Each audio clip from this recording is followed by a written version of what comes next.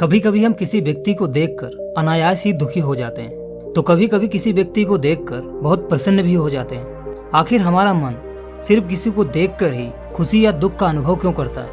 आइए एक कहानी से समझते हैं। एक बार एक बौद्ध भिक्षु ने महात्मा बुद्ध से पूछा, हम जो दूसरों के बारे में सोचते हैं, क्या हमारे सोचने का उन लोगों पर प्रभाव पड़ता है?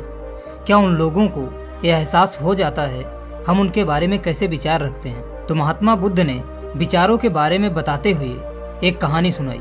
एक राजा अपने मंत्री के साथ घोड़े पर बैठकर अपने राज्य का भ्रमण करने जाता है।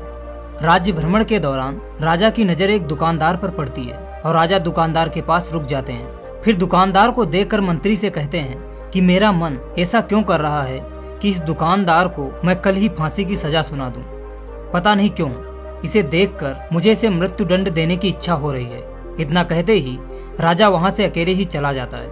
मंत्री राजा से इसका कारण भी नहीं पूछ पाता है, लेकिन मंत्री ने सोचा मैं इसका कारण जानकर रहूंगा। अगले दिन मंत्री अपना भेष बदलकर दुकानदार के पास साधारण मनुष्य की तरह जाते हैं। दरअसल वह दुकानदार चंदन की लकड़ियां बेचता था। मंत्री दुकानदार से इधर उधर की बात करते हुए उससे उसके काम का हालचाल पूछता है। तो दुकानदार कहता है, क्या बताऊं भाई, मेरा हाल बुरा चल रहा है।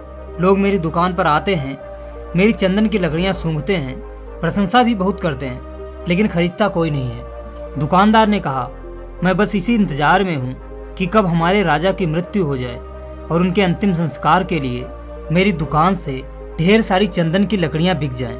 दुकानदार से इतना सुनते ही मंत्री को सारी बातें समझ में आने लगी। मंत्री समझ गया कि आखिर क्यों राजा के मन में इस दुकानदार के प्रति नकारात्मक विचार थे। मंत्री ने दुकानदार से थोड़ी चंदन की लकड़ियां खरीद ली। लकड़ियों की बिक्री से दुकानदार भी बहुत खुश हो गया। राजा के पास पहुंचकर मंत्री ने राजा से कहा कि आप जिस दुकानदार को मृत्यु दंड देने की सोच रहे थे, उसने आपके लिए भेंट स्वरूप चंदन की लकड़ियां भेजी हैं। यह सुनते ही राजा बहुत खुश हो गया। राजा ने मन ही मन सोचा, मैं बेवजह ही उस बेचारे दुकानदार के बारे में बुरा सोच रहा था।